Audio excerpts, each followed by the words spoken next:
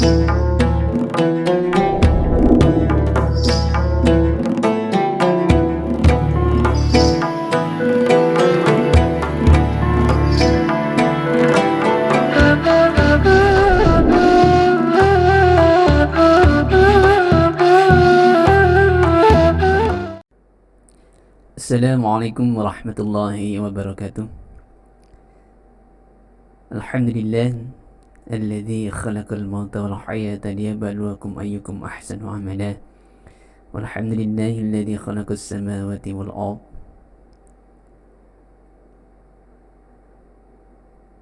fi sittati ayyamin thumma istawa 'alal 'arsy ma lakum min dunihi min wali wa la syafi'a afala tadhakkarun.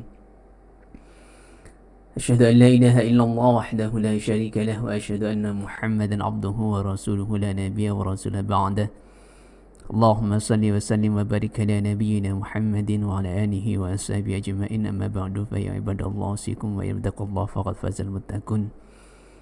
Sahabat podcastmu yang dirahmati Allah dimanapun Anda berada, pada kesempatan ini kita berjumpa kembali dan mari kita sama-sama menghaturkan rasa syukur kita, tahmid, tasbih kita kepada Allah Subhanahu wa Ta'ala yang melimpahkan nikmatnya kepada kita semua. Nikmat yang apabila seluruh air di lautan dibuat tinta dan seluruh pohon-pohon dijadikan pena untuk menulis nikmat Allah Subhanahu wa Ta'ala itu, maka tidak akan pernah cukup.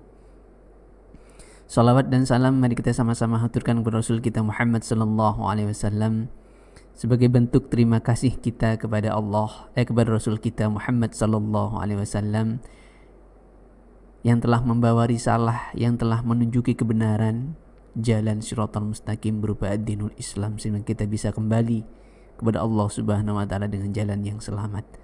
Maka tentu kita harus bersyukur, berterima kasih dengan penuh kecintaan kita kepada Rasul kita Muhammad sallallahu alaihi wasallam.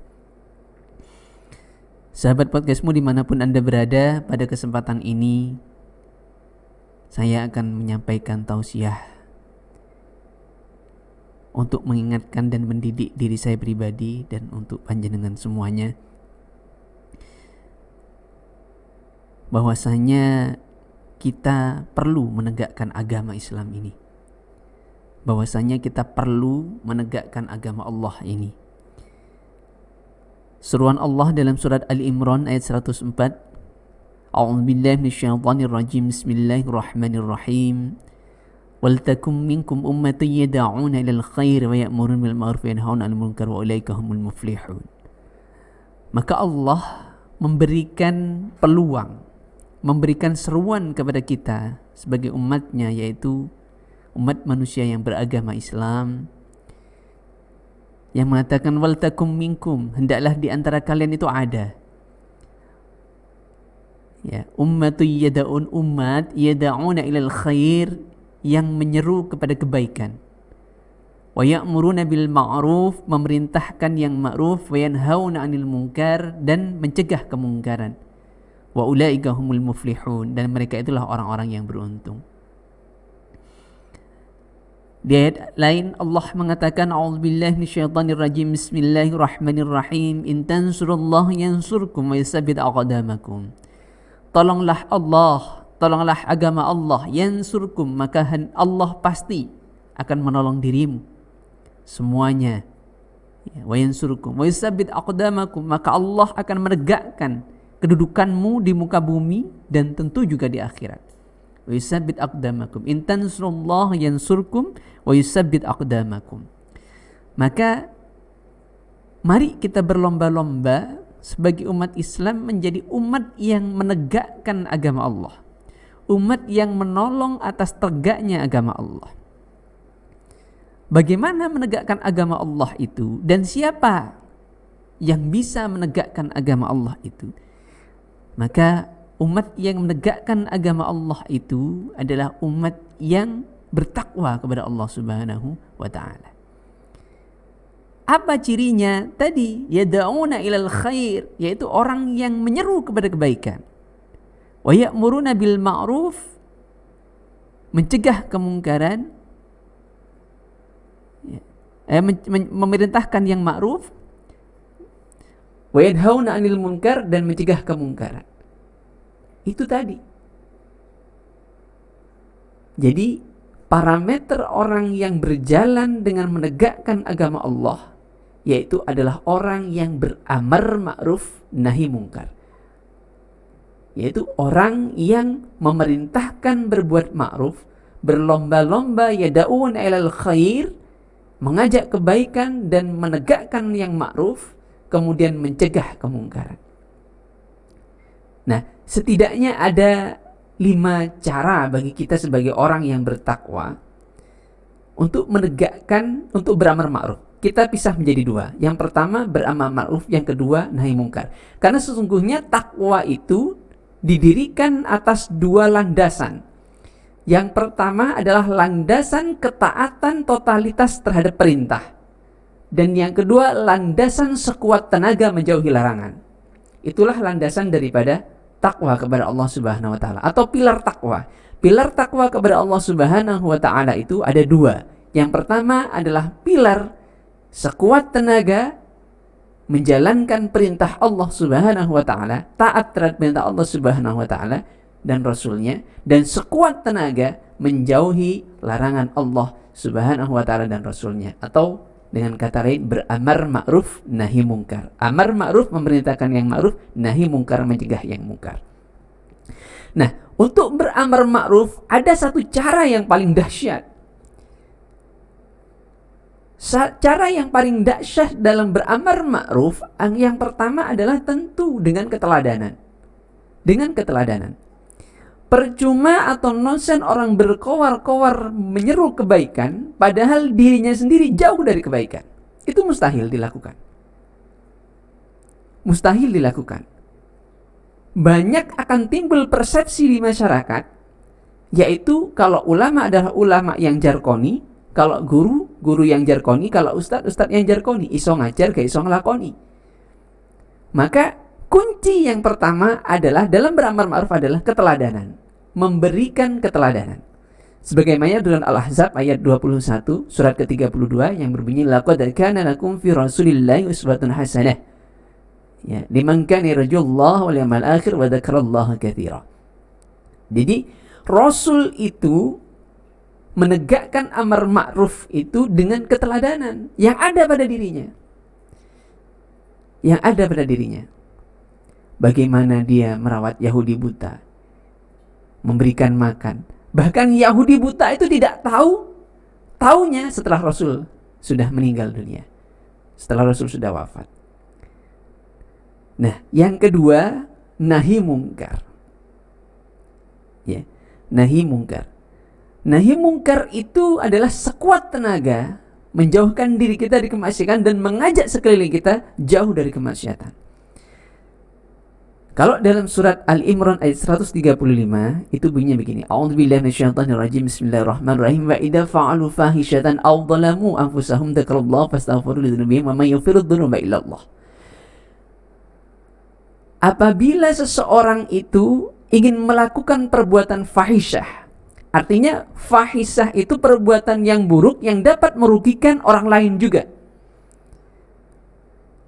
Banyak, tidak perlu dicontohkan. Au dhalamu anfusahum, atau melakukan perbuatan buruk yang dapat berdampak kerugian dirinya sendiri.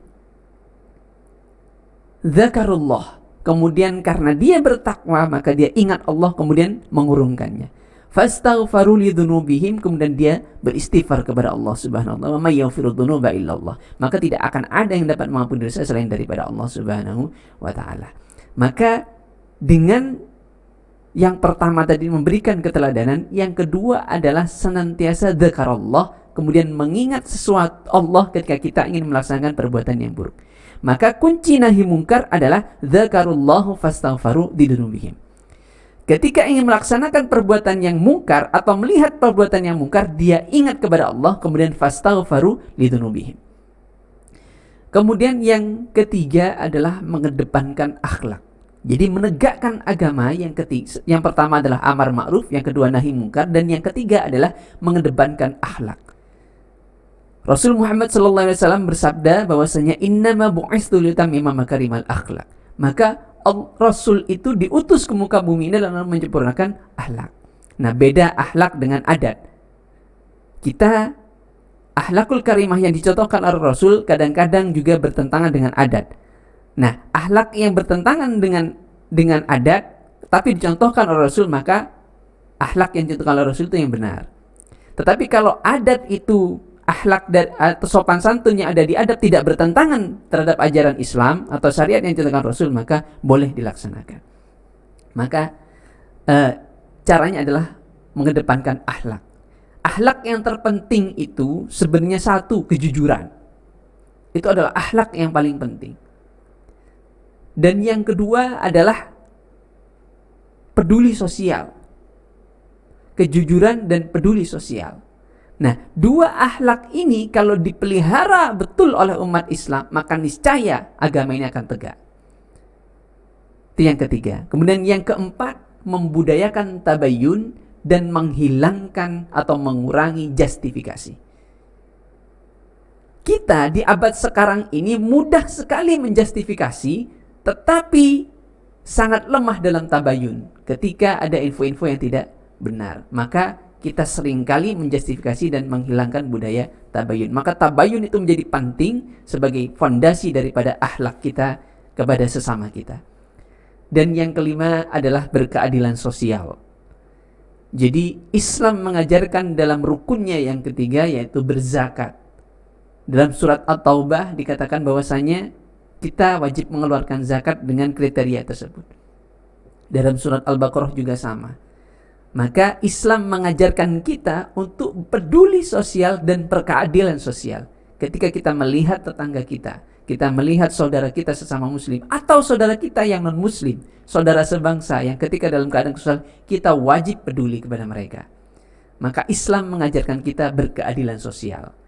Dan yang keenam adalah kesetaraan gender, yaitu memberikan kedudukan yang terhormat kepada wanita. Kenapa? Karena di sisi Allah tidak pernah membedakan antara laki-laki dan wanita. Al-Quran mengatakan, man amila sholihan min dzakarin wa unsa.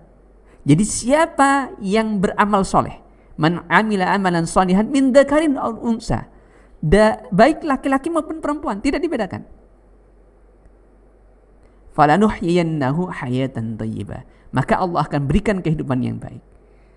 Kemudian Allah juga akan hadiahkan surga, baik laki-laki maupun perempuan. Nah, maka mari kita sekuat tenaga menegakkan agama ini. Yang pertama dengan amar ma'ruf, yang kedua dengan nahi mungkar, yang ketiga dengan mengedepankan akhlak, yang keempat dengan membudayakan tabayun dan mengurangi justifikasi, yang kelima berkeadilan sosial, dan yang keenam adalah memartabatkan atau menghormati wanita. Demikianlah, mudah-mudahan kita jadikan Allah sebagai hambanya, diakui sebagai hamba Allah Subhanahu wa ta'ala, yang beriman dan beramal soleh di hadapannya, diakui Allah bukan diakui oleh manusia, sehingga kita kelak bisa kembali kepada Allah Subhanahu wa ta'ala dengan jalan yang selamat. Barakallahu lana li wa lakum fil qur'anil azim. Aqul hadza wa astaghfirullahal azim. Nasrun minallah wa fadlun qarib. Wassalamu alaikum warahmatullahi wabarakatuh.